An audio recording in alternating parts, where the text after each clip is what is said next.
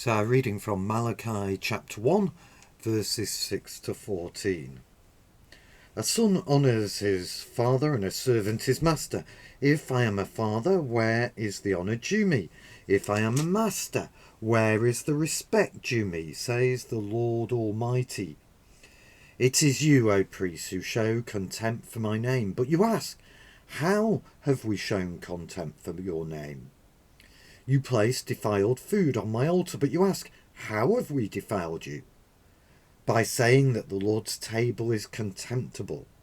When you bring blind animals for sacrifice, is that not wrong?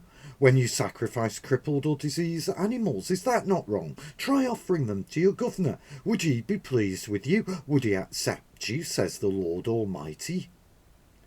Now implore God to be gracious to us. With such offerings from your hands, will he accept you, says the Lord Almighty? Oh, that one of you would shut the temple doors, so that you would not light useless fires on my altar.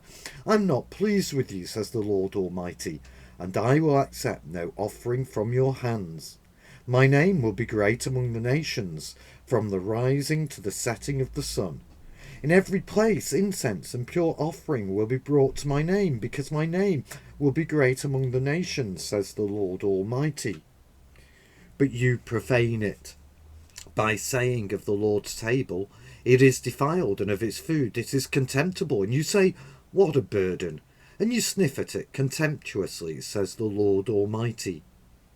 When you bring injured, crippled, or diseased animals and offer them as a sacrifice, should I accept them from your hands, says the Lord?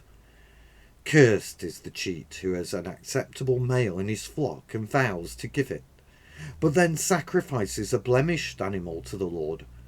For I am a great king, says the Lord Almighty, and my name is to be feared among the nations. Malachi highlights a problem. The people of God's worship of God was contemptible, and this really showed where their hearts lay. They're giving God second best, and so do we. And how do we stop it? He begins by stating the truth that a son honours their father, with which the people agree, verse 6. But then he goes on to say that you may agree, but you're not doing it. And worst of all, the priests, your worship, Malachi tells them, is contemptible.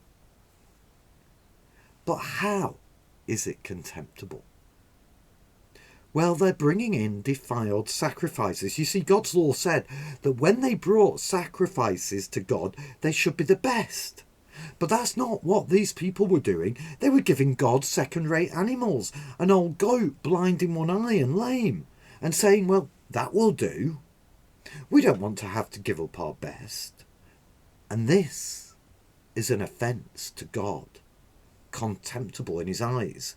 And Malachi then sort of, if you like, winds the people up by saying, well, you wouldn't give it to your governor, would you? So why do you do it to God?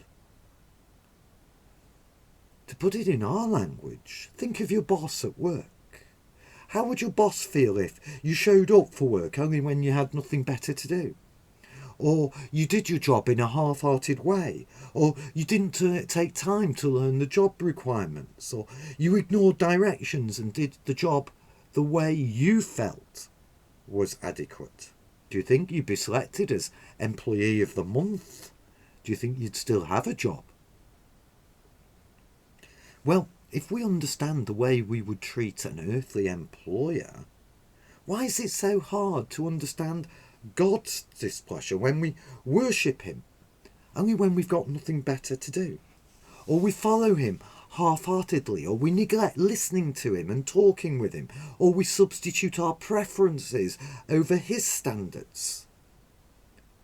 I hope Malachi's message is clear.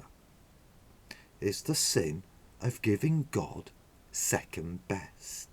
Second best of our time, second best of our talent, second best of our money. After everything else is taken care of, then we'll give God a moment's thought.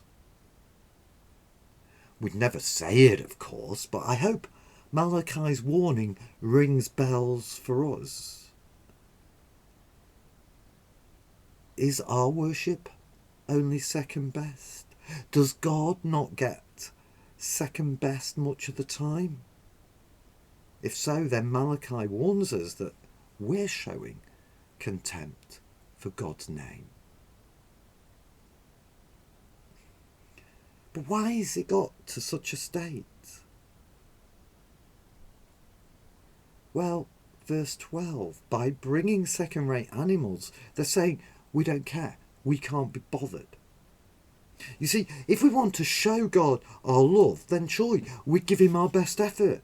He'd get priority in our time, our energy, our attention.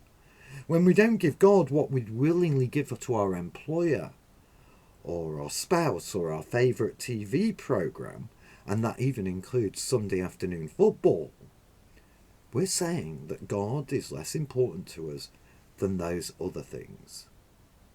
And so do you wonder why God is offended? And what does God think about it? Well, look at verse 10. He speaks quite plainly, doesn't he? Or to put verse 10 in our language, I'd rather you stop calling yourself a Christian. Go and live a pagan life. Or, your attitude stinks so much, says God, that I'd prefer it if you didn't bother to come on a Sunday. I'd prefer it if you actually shut the doors, shut the church and lock the doors, then continue in a faith, in professing a worship and a love that's really a sham. I'd rather you tear down the church than pretend to love me.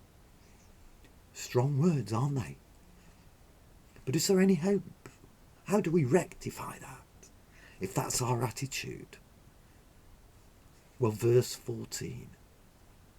Remember who is king. Remember what an awesome God we have. You see, the God who loved the Israelites was also God of the whole world. And it's this God who loves them and loves us. The King of the whole world, the God of the whole world, the Creator God, is the God who loves you. Remember that. So when we're giving God our second best, when we can't be bothered, when we're treating God contemptibly, remember, he is King. He is the one before whom one day we must all appear. So get your focus right. Look to the King. And what does the King say? Return to me, and I will return to you. Look to the King.